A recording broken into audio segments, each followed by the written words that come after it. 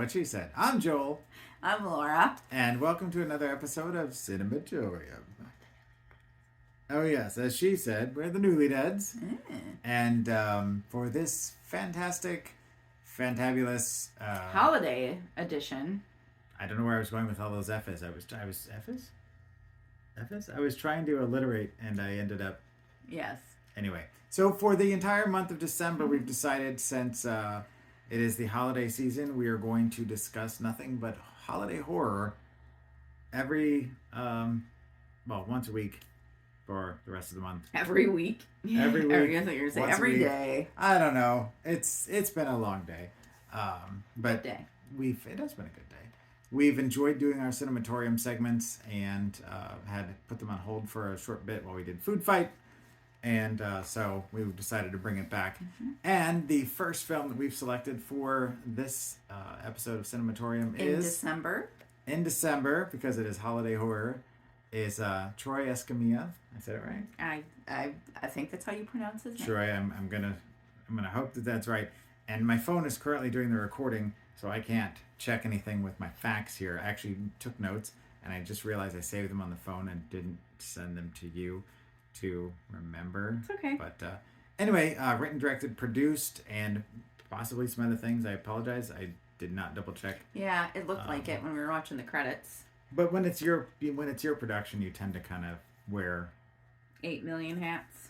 That's exactly all of what the hats. All, including the Santa hat, but not the Mrs. Claus hat. Mask. You may have worn the mask at some point. It's kind of, there was a hat on top of the mask. It's true. But the basic premise of the film is that there is a hazing goes sideways, someone is killed, someone dies, and then 10 years later, people are back in the house and murders start happening tied to that original... Like family member. ...incident. Think Black Christmas meets... What was the other movie? Halloween. Yeah. With, I'm wondering if that was his intention. I feel like at least that first death sequence in the car was very much inspired by the Nancy Loomis death in Halloween. Mm-hmm. Except for the nice little touch of the Christmas lights that you pointed out. And they didn't sing the song that you always sing whenever you watch Halloween every year. Yeah. The Paul song. Yeah. That part was missing. But we felt like that was definitely an homage, although there was way more blood. Yes. There was lots of blood. I mean, not since Rob Zombie's Halloween, the ending with Scout on top of Tyler and murdering his face with a gun. That was a lot of blood. This was more. This was a lot more. What were you going to say? I thought. No, like I said, it's like Carrie. Yes, it was like Carrie level pig's blood times blood 10. Everywhere. Yeah. There will be blood. Mud everywhere. No, we're not doing that again. No. But yeah, the Black Christmas feeling was definitely there as well. Kind of an homage to fromage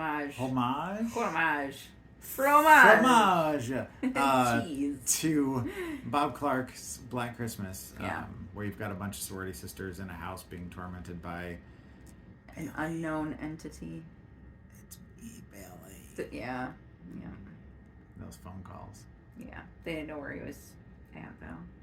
Yeah, the only big difference in this was that we won't give away any spoilers. The movie's from 2018, but we won't. We'll let you watch it on your own to figure out the ending. But it was good. There was an ending within. We were questioning it the entire time. Yeah, I mean, considering the obvious low budget that was involved. Lower budget. Yeah, I mean, it was there was money there, but it just wasn't. I've seen much lower budgets and I've seen much higher budgets. I think they did a good job with their budget. Yes, I feel like the strongest thing going for the film were the direction for sure, and the editing of just all. I mean, I've seen Hollywood movies that have 10 times the budget that fall short in a lot of the categories that they seem to have nailed with this. Yeah. And I thought it was a fun holiday slasher. it's Yeah. a different take, It's always I feel like it's always like the male slashers, You don't really see a ton of. I mean, there are some Yeah. that are female or, in some cases, transgender. Yep. Slashers and stuff like that. But, yeah. And I mean, it's Mrs. Claus is the whole thing, so. But we kept questioning. We're like, okay, well, it's not them. Well, it's not them. It's not them. And then we got towards the end, and we're like, okay, in all the scenes, these people were here, these people weren't, these people were whatever. We're crossing them off. And we were afraid that you were right. What was going to happen was going to happen, and we weren't sure if that was what was going to happen. And ultimately, I have to admit, we were pleasantly surprised. We were shocked. Yeah. And we're like, oh, did not see that coming. It was definitely unexpected, the direction that it did end up. I'm a little confused on the very, very ending, because of how it ended. But it kind of reminded me of Pieces a little bit towards the end. Yeah. Minus the crotch grabbing, but yeah, the very, very end, like the last thing that happens before the credits roll. No spoiler here probably, but most movies that have a kind of iconic character that you're going for tend to have a sequel kind of baked into it. And they were definitely, I felt like Troy was trying to maybe leave that door open, but I'm not sure. Oh yeah. How. Yeah. Which, good on you. Bring into Mrs. Claus Deuce. I'm interested to see where you go with it. Well, that's the thing. When we finished with it, the first thing I did was I hopped on to the Internet Movie Database, and there was nothing on there about a sequel. So I don't know if that's anything that's in the works, but or if it was just like a fun thing to do towards the end, because leave you hanging kind of thing. Yeah, if you're kind of going for that typical kind of slasher, I don't want to call it a trope per se, but yeah, that slasher. I guess that's really the. I mean, who doesn't want to leave your movie open for more movies? I mean, that's just good business. It is, and nowadays to have a franchise and to have an iconic character that can be put on T-shirts and posters and I definitely action figures. I definitely like the mask.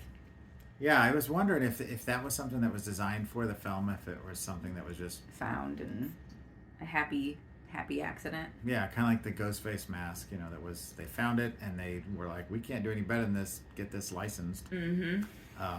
Because I couldn't quite tell, because you never get like a super clear shot of it, whether it's, they pieced it together with a mask that existed. Well, I understand why, because they're trying to hide the,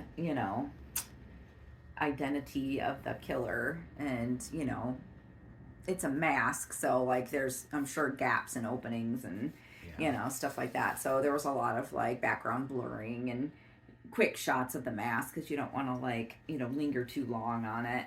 Which that's one thing that I would suggest if I was making a movie like this, which I don't know how easy or difficult it is, and something I seem to see in Halloween series is that they put a black mesh over the eyes, and it kind of ratchets up the creep factor a little bit, because this kind of had that almost like the Krampus mask going for it, with the big kind of hanging jaw that is just super creepy. I love that.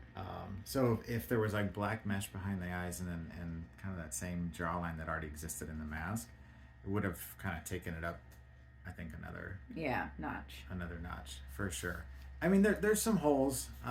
There's definitely some things that are kind of lacking in it, which with any movie you're going to run into that situation with certain aspects of it, especially in the horror genre. It seems to be a little bit more loose. Yeah, I felt like the chemistry between some of the characters was a little I don't know, askew. Yeah, or just it wasn't there. There was no chemistry, between a couple people, and it just. It happens. Yeah.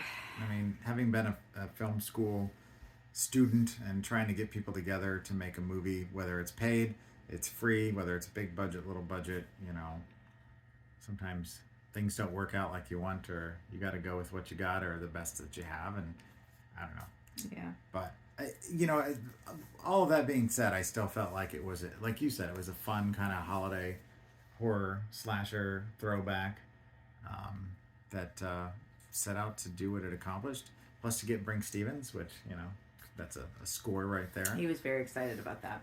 I mean, any '80s kid is going to be excited to see one of the original Scream Queens. Although, if you want to say original, Janet Leigh, maybe go back a little further, but 80s original, yes, for sure. So then, I guess, unless you have anything else to say about it, we should get to that fun part, which it is out of 5. Yeah. What? I'm gonna say, ugh. How many? What? 5? Cookies? What? Cookies? Are there Christmas were cookies in the beginning, wasn't Out it? of 5 Christmas cookies. What was she doing to the cookies? She was frosting them. No, you said it looks like she's. No, you said it looked like she was making a bagel. Yeah, but then you're like, is she petting the cookies? Is that what you said? Yeah, it looked like she was stroking them. She was like, Yeah, and then I realized she was like frosting, but it looked like, just the way she was doing it, it looked like she was like, nice little cookie. You're going to be delicious. So out of 5 frosted cookies, out of 5 heavy petted cookies. No, it's out of 5 Christmas cookies. Out of 5 heavy petted cookies. Okay, Christmas cookies. Yeah. Yeah, what do you give it? 3.